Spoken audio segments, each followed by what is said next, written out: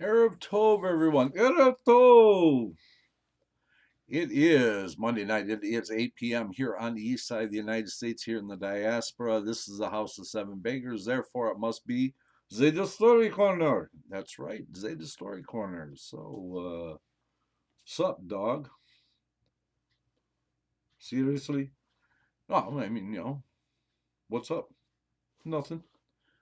Okay, nothing new? No, no. Did you have a good Hanukkah? Well, of course, always, yeah. Okay. Oh, you? Oh yeah, yeah. We had a nice Hanukkah. Anything else? Not really. Little computer trouble? Yeah, yeah. I had a little computer trouble. Yeah, it's all fixed now. Yeah, it's all fixed now. So, well, let's get on with it then. Okay. So, as you know, we have been off for a little while, and that was because the computer that we use to run the broadcasts and stuff decided to, yeah, exactly that. Yeah, yeah, it decided to not work anymore. So we had to order a new computer.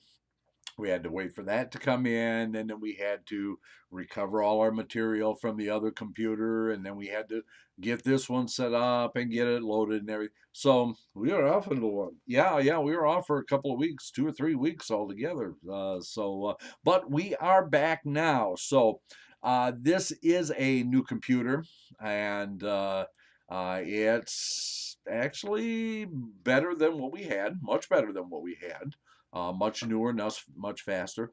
So we haven't quite dialed everything in yet. So if you would be so kind as to let us know if the volume is all right, if the sound is all right, and uh,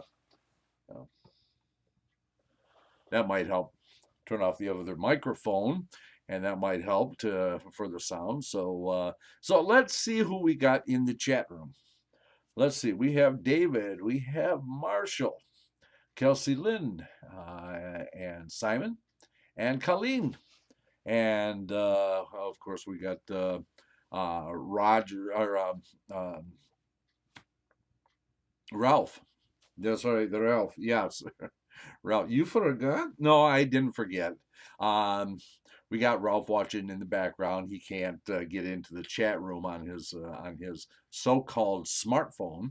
I wonder if he was invented at home. Probably not the phone, but maybe the app for YouTube. Maybe yeah, we'll see. Okay, so let's see. Okay, Colleen says sound and pick is amazing. Well, that's good to know. Um, yeah, okay. So it sounds like everything is doing good, and that yeah, it was well worth the expense of getting the higher end computer, which really wasn't that bad. We're just glad that we are able to come back and be with you. It's kind of strange not being doing the broadcast. Yeah, yeah, especially in the summer. Yeah, yeah. Unlike in the summer where we're off and we're usually out fishing and stuff like that, we're basically just home and celebrating Hanukkah, as most of you were, and hope you all had a wonderful Hanukkah. So, do I get to tell stories tonight? Yes, you do get to tell stories tonight. I didn't notice. Yes, a tie clip. Yes, I know what it is. I know it's a tie clip, but isn't that one of mine? Well, yeah, yeah, you weren't using it. I haven't seen you use it in a long time. You don't ever wear a tie. That's right. I don't wear a tie very often because it's kind of difficult to tie a tie when you have a long beard. And besides, who's going to see it? So you're welcome to the tie clip. I like this tie clip. Yeah, I know. I know. It says shalom. Yeah, it does. It says shalom on there, and it helps keep your tie straight. Yes, it does. Yeah, okay. So I guess we should probably get on with the story time, and let's get you on your camera. There I am. I am back once again. Okay, so We are going to continue reading our stories from the silly world of Helm. And you should bring up the book. Yeah, I know. I'm going to bring up the book. So, okay, so we are going to start with the stories where we left off the last time, a few weeks ago, before the computer started to behave badly. Okay, so this story is called The Riddle. Once upon a time, Mortal the tailor from Helm was riding on a train. Sitting next to him was a wealthy merchant from Minsk. Mortal tried to engage him in conversation, but the snobbish businessman simply turned away. You don't care to make conversation with me? Mortal asked politely. I do not wish to speak to an ignoramus from Helm, snapped the merchant. Why do you call me an ignoramus when you don't even know me? We haven't even spoken. It's a good point. Yeah, it is a good point. Yeah. Why? Charged the merchant.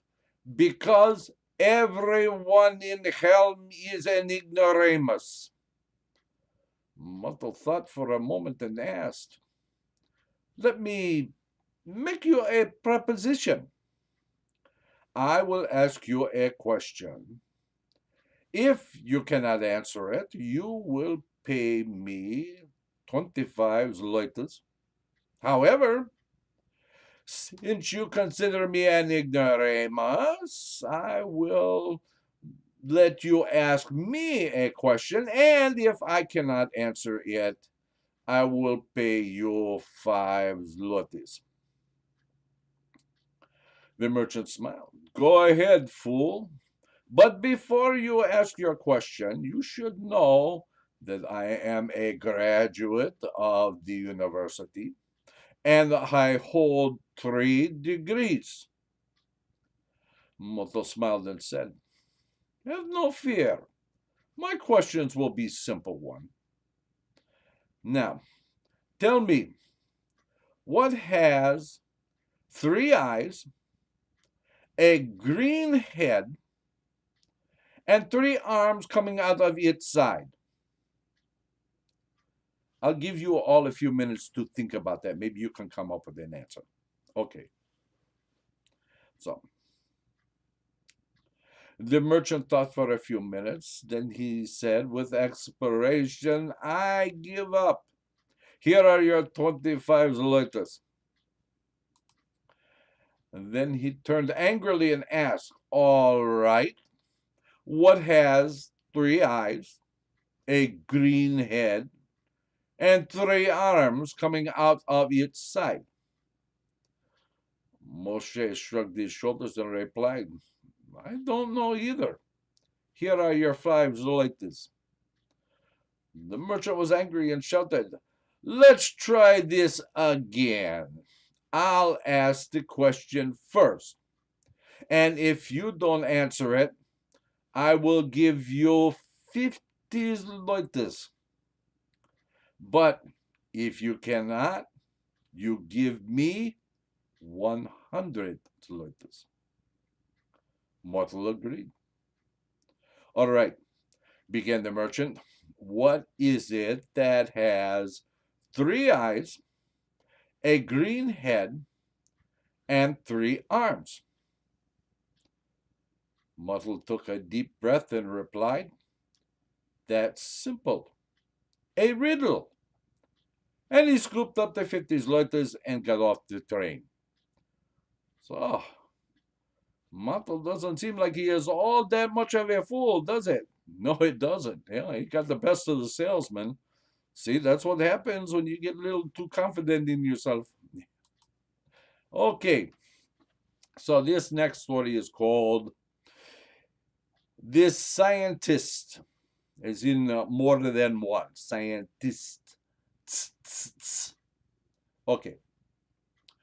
Once upon a time, in the little village of Helm, The old sage of Helm was having a scientific discussion with one of his pupils.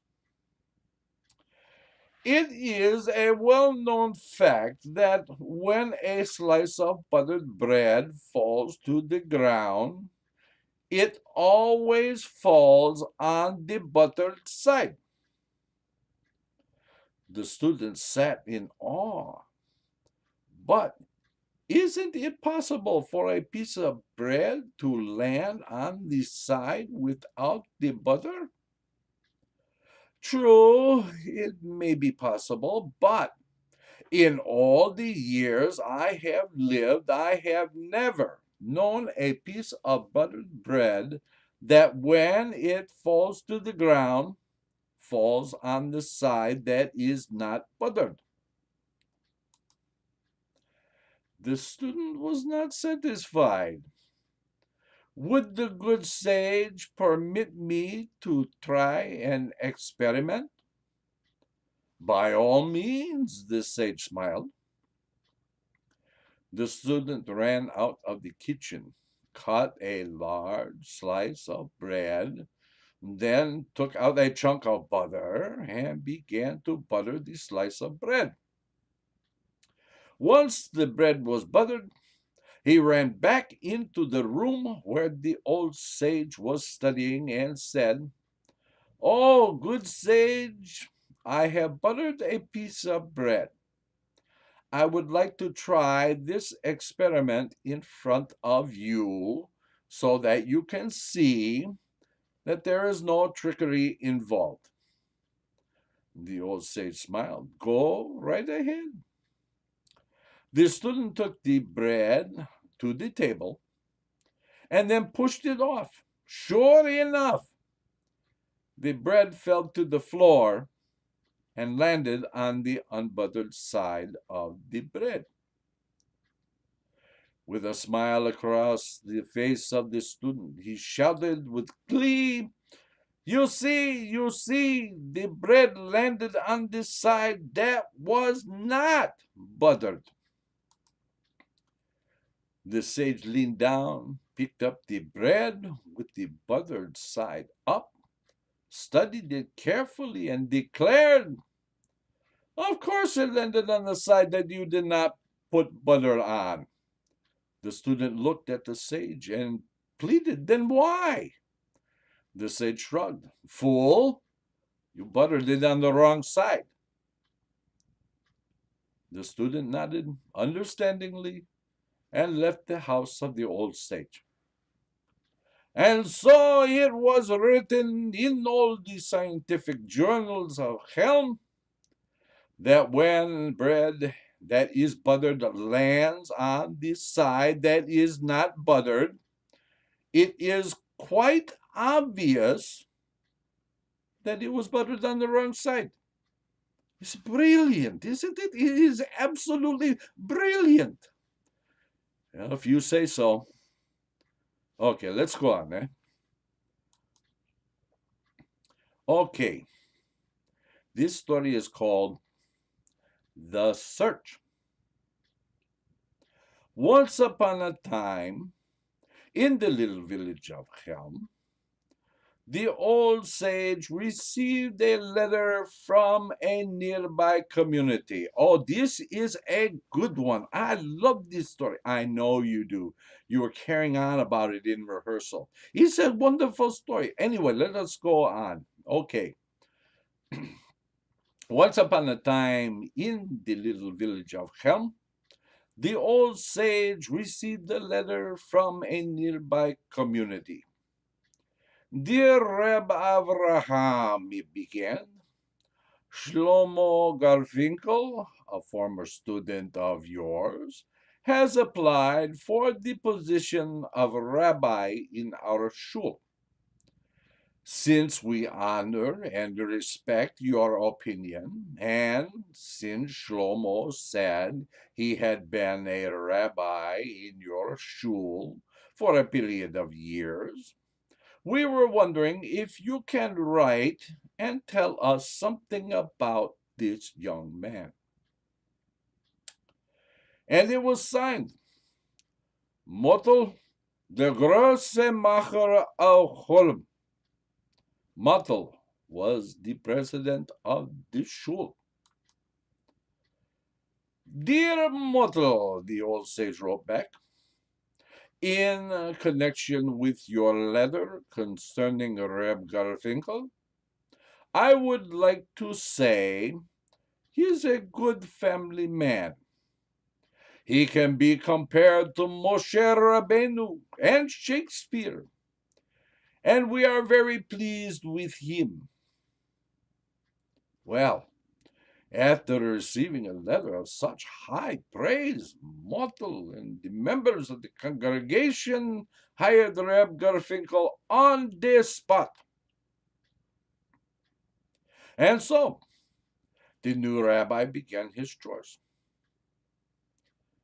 After the first week, the congregation discovered he could barely read from the Torah. His knowledge of Hebrew was quite limited. Then, when he got up to give a sermon, he stammered and rambled and could barely say a complete audible sentence. When the congregation suggested that his sermons deal with certain community and religious problems, he began to argue with them. So, Model called the meeting of the congregation. They were all puzzled. How could the old sage of Helm send them such a false reference letter? How in the world could the old sage, the wisest man in Helm, compare Reb Garfinkel to Moshe Rabbeinu and Shakespeare? They asked.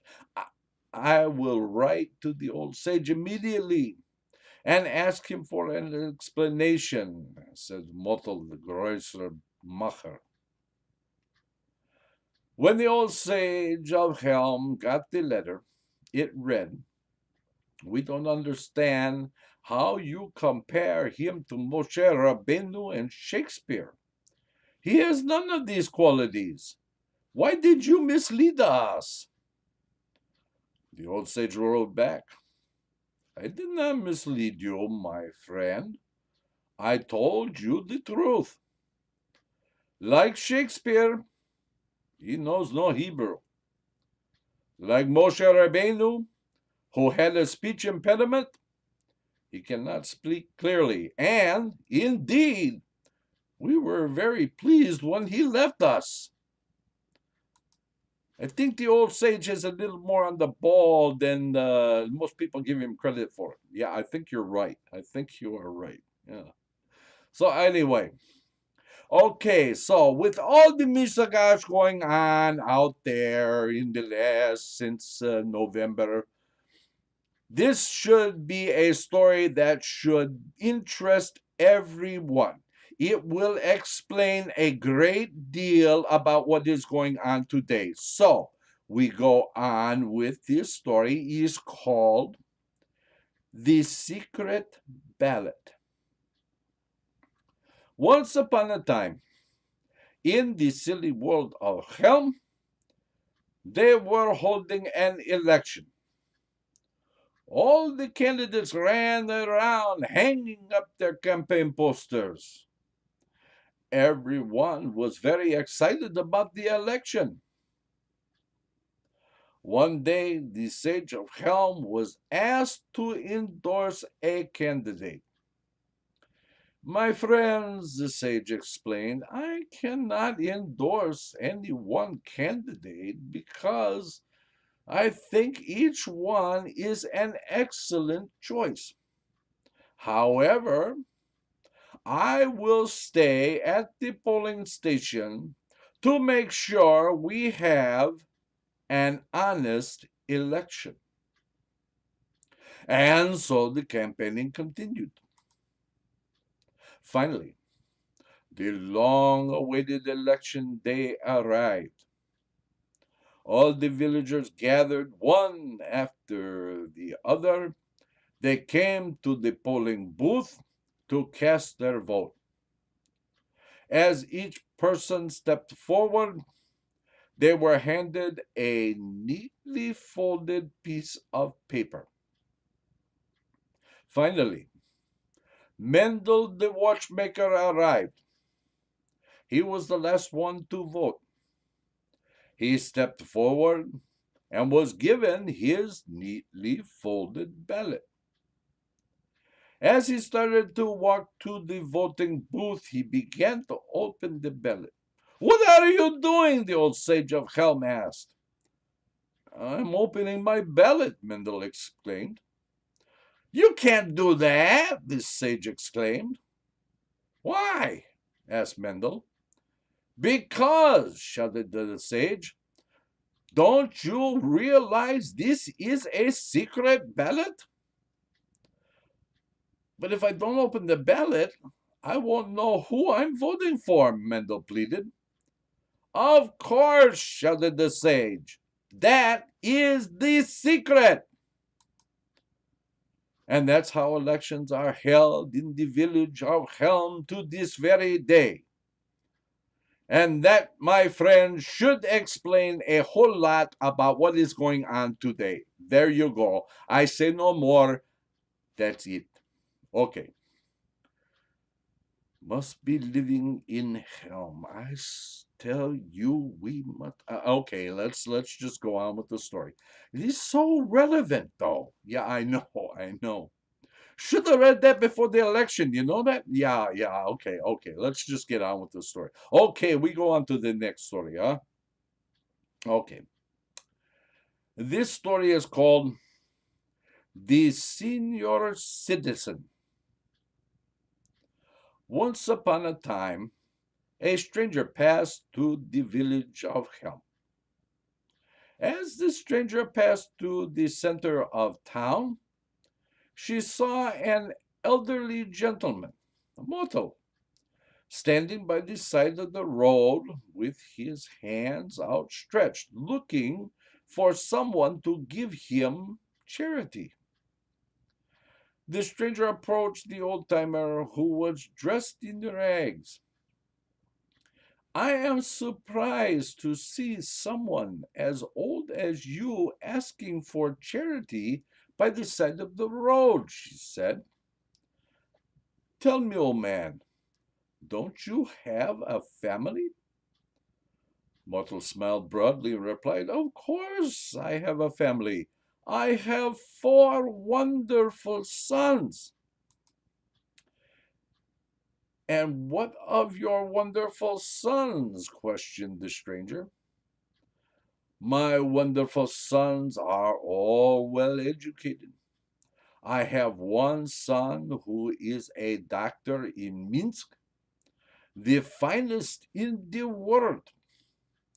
I have another who is a lawyer in Pinsk. People come from all over to hear him argue cases before the judge. I have another son who is a fine engineer. He builds bridges and buildings and is one of the most respected men in Vilna. And I have another son who is an extremely successful businessman and who travels throughout the land." The stranger was shocked. "Tell me, with all these wonderful sons, you mean to say they cannot even afford to give you money so that you do not have to beg by the roadside?" Myrtle smiled uneasily and simply shrugged. The stranger pursued the questioning. "One would think a father who has been able to raise 4 such successful children would certainly be able to rest out his golden years. Why don't they give you any money to live on?" "They would give if I asked them," the old man said softly. So why don't you ask them? The stranger demanded. What? Shouted Mottle indignantly. And lose my independence? Ay, such a foolish question, huh? Okay. This next story is called The Shoe Salesman. Shlomo, a smart man from now that's kind of a stretch, wouldn't you say? Well, let's just go on with the story and we'll see whether it is or not. Okay, we shall see.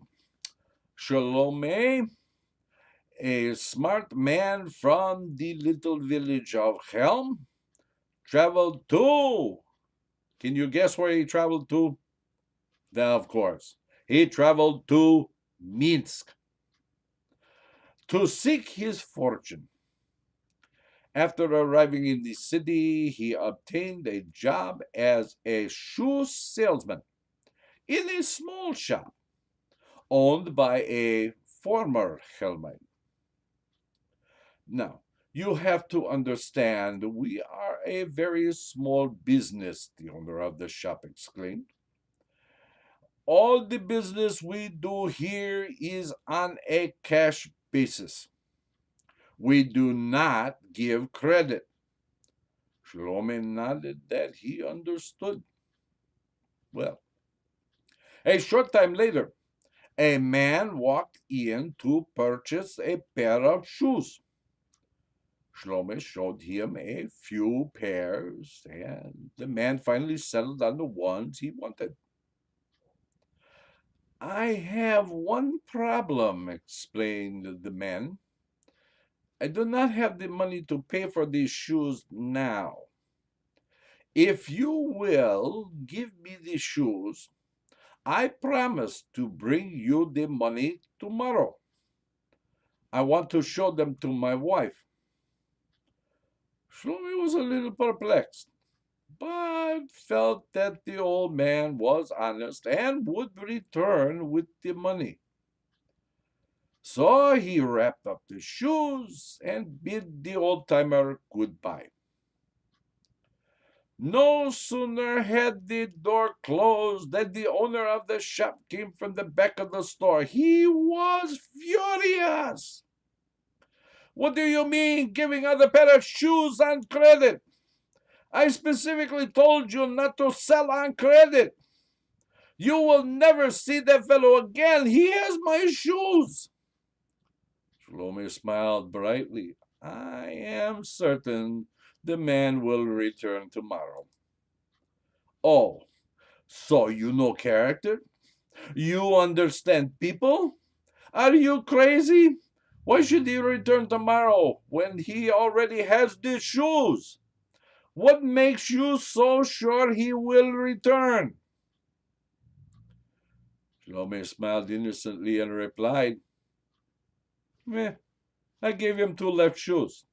I guarantee he will return tomorrow.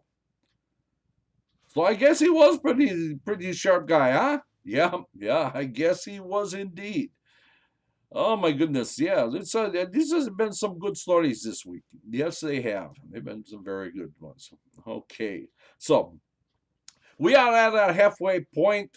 We are going to take our break, and when we return, we will continue on with the stories from the silly world of Helm. I hope you will stay tuned, and we'll be back in 6. Let's all go to the lobby. Let's all go to the lobby. Let's all go to the lobby to get ourselves a treat. Delicious things to eat.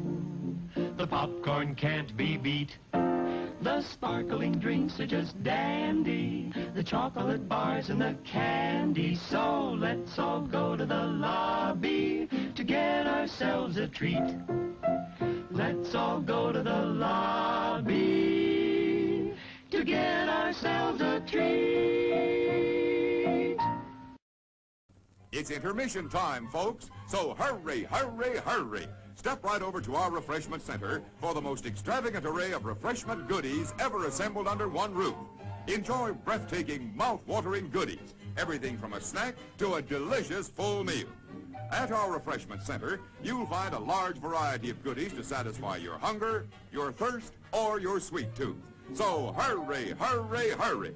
Visit our refreshment center now. The show starts in 5 minutes.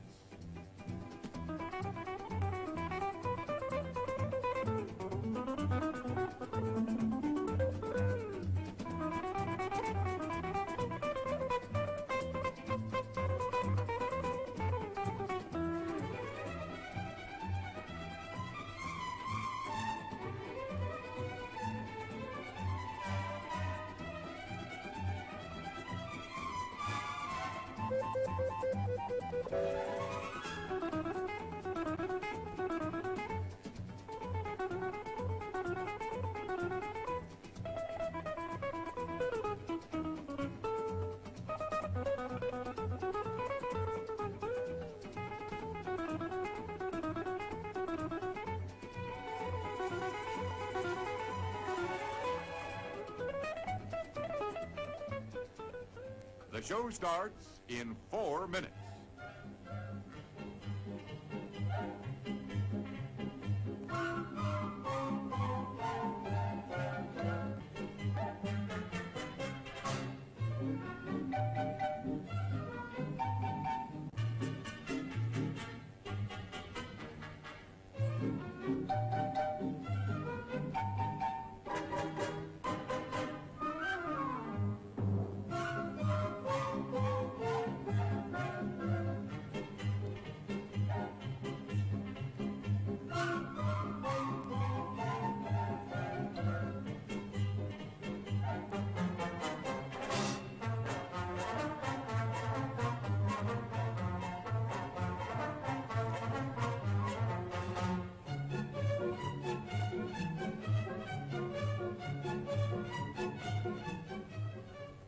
The show starts in 3 minutes.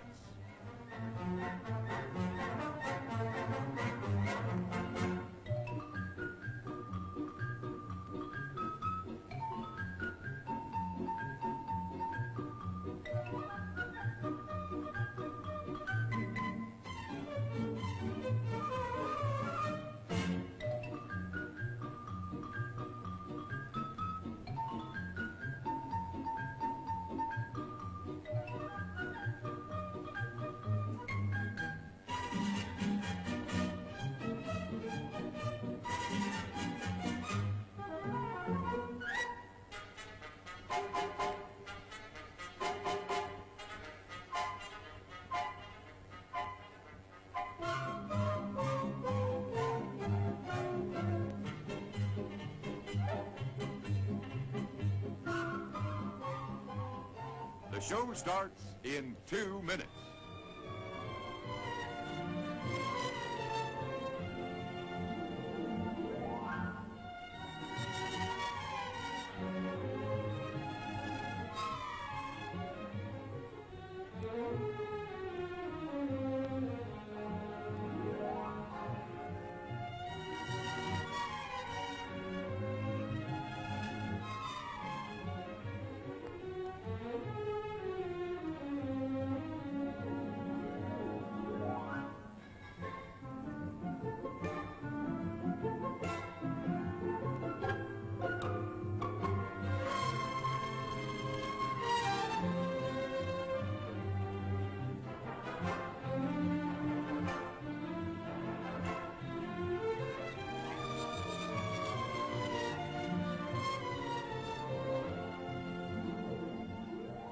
The show starts in 1 minute.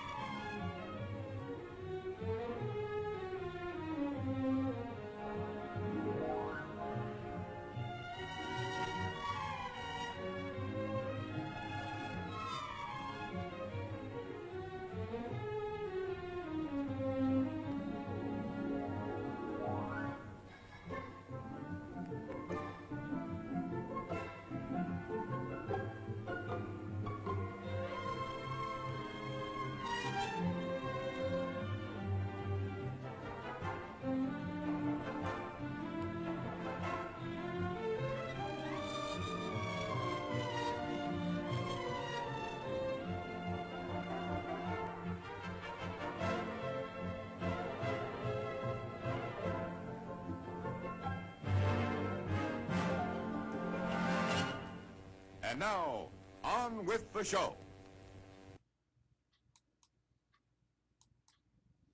And we are back, as promised. Okay, so let's catch up in the chat room. We have Kelsey Lynn, we have Marshall, we have Colleen, we have David, we have Simon, we have, I think I said David already, didn't I? I think you did, yes. And Marilyn is here, and we have a very special guest tonight. It is Rabbi Moshe Steinerman, my very dear friend, who has come all the way from Israel to watch us tonight. Now, Rabbi Steinerman runs the I Love Torah website. You should check it out and see his videos. They are amazing. Okay. He also has a wonderful story that he tells. It's called 40 Days to See Elijah the Prophet. So maybe if we are real nice, maybe one day he will come in and tell the story on our show. We shall see. Okay, no pressure there. Okay, so we also have, there's a, did you see that? Yeah, I did see that. The rabbi's brother is in the chat room. His name is Tim. Okay, just so you know. Okay, the both of them are just a little bit off kilter. So anyway, that just fair warning to you. Okay. Now, we don't need to go into that. Well, we already established that your family is from Helm already. No, we did not. Do I need to remind you this story? Never mind about my aunt. Okay, so we go on and we tell the next story from the silly world of Helm. This one is called The Shoelaces. Chaim Yutz was a wealthy merchant who lived in the village of Helm. One day, as he was walking down the street, he discovered his shoe had become loose. "Gewalt!" he cried. "My shoelace is broken!" With every step he took, his shoe got looser and looser. Finally, he stopped at a store and purchased a brand new pair of shoelaces. As soon as he threaded the laces into the shoe, he started to notice people were looking at him. He thought. Since I now have a new pair of shoelaces, people are beginning to notice that my shoes are a bit shabby. So, of course, I must buy a new pair of shoes. After purchasing the new pair of shoes, he started to walk down the street, and once more, people started to stare at him. I know what it is, he thought to himself. With these new shoes, they are noticing my shabby clothes. So, of course, now I must purchase a new suit. As soon as he purchased his new suit, he walked to his house, but noticed that people were still looking at him. You know what it is, his wife volunteered. With your beautiful clothes and new shoes and shoelaces, people are wondering about our shabby-looking house. We must buy a new house. Once they purchased a new house, people who came to visit stared at their shabby furniture. So, of course, they went out and purchased new furniture. By this time, he was so deep in debt that everyone he knew stared at him. Soon his debtors arrived at his house to demand their money.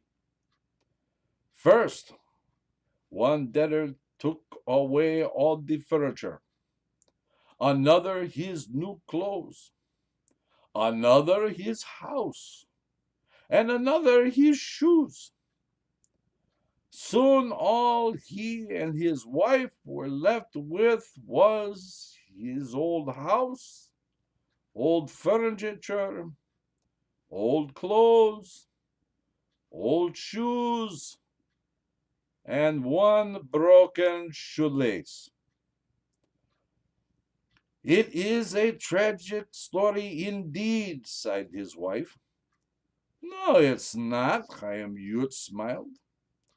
I discovered that if I tie the broken ends of the shoelace together, it will hold my shoe tightly on my foot. He tied the broken ends of the shoelace together, and they lived happily ever after, and with the shabby shoes, clothes, furniture, and house. So, what do you think the moral of the story is? I don't know. Don't buy new shoelaces? Oh, come on. You got to be kidding me. The moral of the story is when you become all things to all people, in the end, you become nothing. So there. What do you think of that? Now, that was pretty good. That was pretty. Did you come up with that yourself? No, I kind of stole it from something I saw you write. That's what I thought. I thought I'd heard that before. Okay, we go on. This one is called The Shrewd Farmer. Once upon a time, a very shrewd farmer was passing through the village of Helm. His horse was old and sick and could barely go another foot. But with the farmer's constant urging, it took one more step, then fell down. Now, it fell in such a way that it appeared as if the horse was standing on its head, of all things. A few of the wise men from Helm happened to see the incident and approached the farmer. Indeed, that is a remarkable horse. It stands on its head with practically no urging, they said. The farmer realized he was in the village of fools and smiled and said, Yes, it is a remarkable horse. It took me years to train him for that trick. It delights children wherever I go. I charge a handsome price for anyone to see the trick. That's how I earn my living. Would you sell this remarkable horse? Asked one of the wise men. Well, said the farmer, I really did not intend to sell the horse, but if you gave me 50 gold coins, well, it's a deal. The wise men ran to the village and quickly returned with 50 gold coins. They handed the coins to the farmer, who gave them the horse that was barely able to move. The farmer bid them goodbye and set out on foot for the next village. Meanwhile, the wise men of Helm began walking the horse to their village. When they had gone but 1 mile, the horse collapsed and gasped its last breath. Oh, the poor horse. It was only then that they realized they had been fooled. They quickly chased after the farmer and caught up with him on the road. You cheated us, they shouted. The horse did not live long enough to stand on its head. You must return our 50 gold coins. The shrewd farmer was not about to give up his newfound fortune. I can't give back the money, he replied. A sale is a sale. The wise men of Helm pondered this. True, you did sell us the horse when it could stand on its head, but now it's gone for its heavenly reward, they told him.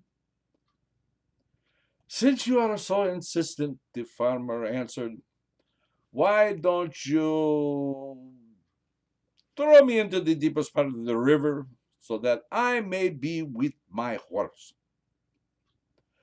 They quickly grabbed the farmer, put him in a sack. Then they tied the end of the sack securely and carried the sack with the farmer to the river's edge. The leader of the wise men motioned for them to stop. First, we must determine which is the deepest part of the river. Therefore, each of us will wade into the river at a different point. When we cannot stand anymore, we will know which is the deepest part. While they were standing in the river looking for the deepest part, they left the sack on the river bank. Meanwhile, a highwayman who had been menacing the poor villagers of Helm passed by the river on his horse and wagon. When he saw the bulging sack, he went over to take a look. The shrewd farmer in the sack heard the man and began to shout, I don't care how much money and gold you give me. I won't be mayor of your town. The highwayman opened the sack and, to his great surprise, found the farmer all bent over inside. Woe is me, exclaimed the farmer. They want me to be the mayor of the village of Helm. And even though they have offered me 50 gold coins a week, a beautiful house, and all the luxuries a person could want, I don't want the job. The highwayman said, if you don't want the job, could I have it? Of course, exclaimed the farmer. Get me out of this sack, and you climb in. When the men come back, they will take you to the village, and you will be their mayor, and you will live a very comfortable life. Oh, thank you, said the man. Please take my horse and wagon and my gold watch as a token of my appreciation. The man helped the farmer out of the sack and then took his place inside. The farmer quickly drove off to the village of Helm. A short while later, the wise men of Helm, having found the deepest part of the river, returned to the river's edge. They picked up the sack, carried it to the middle of the river, and dropped the sack with the cruel highwayman inside. Satisfied that justice had been done, they set out for their village of Helm. So there you go. Sometimes things just work out that way, huh? Okay. This next story is called The Sign Painter.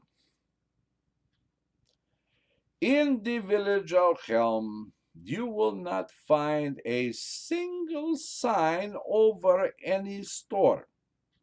Why? Because you will not find a single sign painter in the village of Helm. No? So how did this come about? How can there be a village without a sign painter? So, let me explain. It all began when Yunkel the fisherman decided to open a little store. I will fish in the morning and sell my fish in the afternoon, he said. So Yankel rented a little store and went to the painter who lived in Helm many years ago. How much would it cost for a sign that reads, Yankel's fresh fish sold here? 20 kopecks for each word, explained the sign painter. Yankel's wife, who accompanied him to the sign painter, questioned, Listen, if a fisherman opens a store, where else would he sell his fish? Of course, you are selling fish from this store. So why do you need the word here?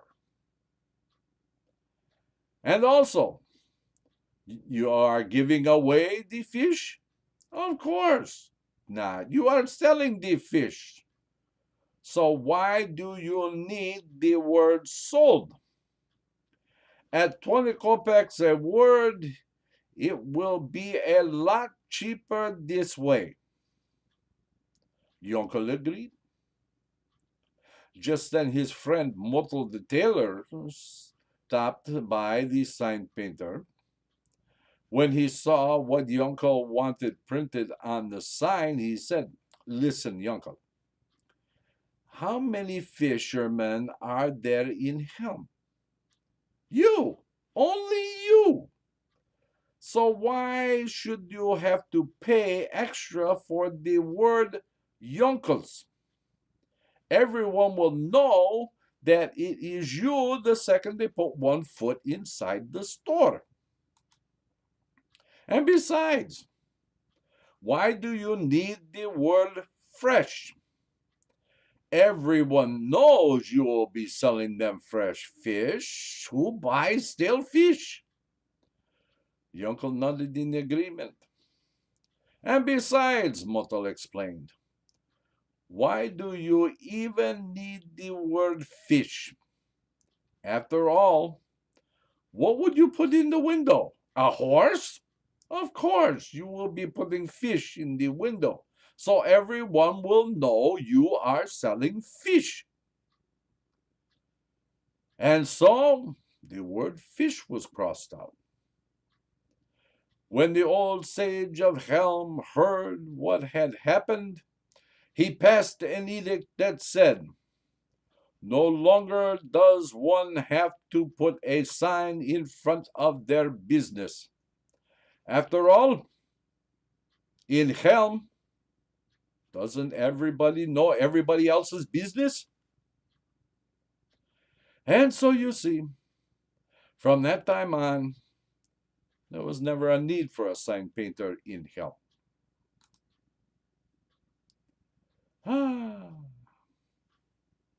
Okay. We got time for one more. We got time for one more. Yeah, I think we got time for one more. Good. I wanted to do this one. Yeah, I know. Okay. So this is a good one. So pay attention to this one. This one is called The Sinner and the Horse. Once upon a time, in the little village of Helm, Yonkel became the proud owner of a magnificent horse. One day he went to the village to purchase some supplies for his farm. He tied the horse up to a post and went into the store. Just about the same time, two evil strangers came into the village and saw the magnificent horse. That horse would fetch a good price at the horse auction. Let us take it and run, the first stranger said. Wait, I have a better idea, the second stranger interrupted. You take the horse and lead it out of town. I will meet you in a short while. The horse was led away. The remaining stranger tied himself to the post where the horse had been hitched and stood there waiting. Soon, the uncle came out of the store, his arms laden with packages. When he noticed his horse was missing and a man tied to the post where the horse had stood, he put down his packages and began to scratch his head. Before he could say a word, the stranger called out, "Excuse me, sir. Don't be astonished. I am your horse Velvel. But let me explain. You see, some years ago, I committed a terrible sin. And as punishment, the Lord turned me into a horse for 10 years. Today, in fact, at this very minute, the 10 years are up, and I am a human once more. Please, untie me from this post so I may go on my way." "You were my horse Velvel?" gasped the uncle, in all his innocence. "Well, if you have repented, then there is little I can do. The Lord giveth, and the Lord taketh." He untied the rope, and the stranger walked away. A few weeks later, the uncle decided to go to a horse auction that was to take place in the next town. As he entered the area where the horses were on display, lo and behold, there was Velvel, his dear horse. The uncle shook his head from side to side in disbelief. Then he walked up to the horse, put his arm around the animal, and whispered into its ear, "Oi, Velvel, so you sinned again." Then he took hold of the horse's halter and led him away, muttering, "So the worst it could be. We'll be together for another 10 years. No, son?" Okay. Well, that is going to do it for our time this week. I'm glad we are finally back on and that everybody is here. So, I hope you will be with us next week. Don't forget, on Wednesday night at 8 p.m. Eastern is the Torah study in depth with Rabbi A. And Friday, don't forget Shabbat services, Kabbalat and Mariv, the Shabbat services at 8 o'clock, and Shachrit and Musaf on Shabbat at 10 a.m. Until we see each other again, my dear friends, we shall simply say, Laila Tov.